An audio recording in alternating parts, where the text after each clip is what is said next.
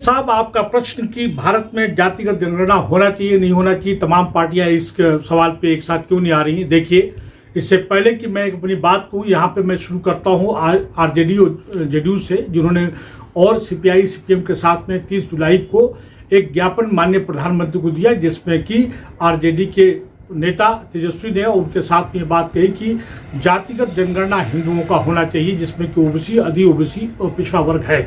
इसके साथ ही इसको तमाम दलित मुस्लिम, ओबीसी मुस्लिम के नेताओं ने उन्होंने ये बात कही कि हिंदुओं के अति पिछड़ा वर्ग को होना चाहिए।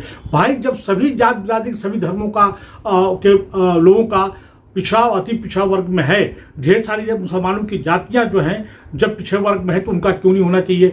सही आकलन, शैक्षणिक, आर्थिक और उसके साथ साथ सामाजिक उनका आकलन करने के लिए तमाम जातियों को होना चाहिए। अब ये प्रश्न ये कहना कि ये इसमें जो है तमाम पार्टियां क्यों नहीं है, देखिए मैं बता दूं आपको कि इसमें तमाम पॉलिटिकल पार्टीज के जो है वहाँ पे जो है इनके मनवादी पूजवादी तत्वों का वहाँ पे वर्चस्व है, नंबर 1।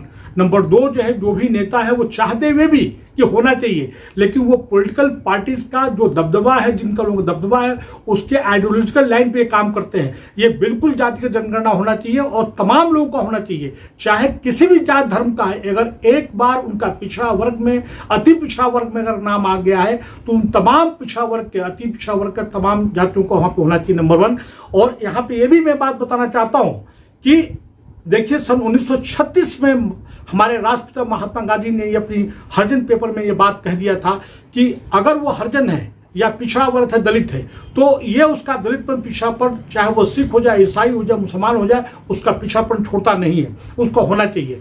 यही नहीं, अम्बेडकर से लेके राम मनोहर लोहिया से लेके और तमाम जो सोशलाइज्ड लीडर्स है, यहाँ तक कि पंडित राहुल सक्सेना ने भी कहा था कि नहीं, तमाम जातियों लोगों को होना चाहिए। यहाँ पे अगर समुचित विकास चाहिए तो ये होना चाहिए। अब ये सवाल कि भारत पे, देश पे क्या फर्क पड़ेगा, देखिए, जो लोग बहुत रिच है बहुत रिच हो जाएंगे, जो गरीब है बहुत गरीब हो जाए। अब यहाँ पे जैसे कि आपने बार बार हमसे आप सवाल करते आ रहे हैं, और वही नहीं, जावेद साहब आपके साथ है, तमाम दोस्त साथी भी सवाल करते हैं कि ईवीएम से क्या हो रहा है। भाई, जो सरकार जो सत्ता में, जो पावर में है, वो उसका फायदा ले रही है और तमाम गवर्नमेंटल मशीन को मिसयूज कर रही है।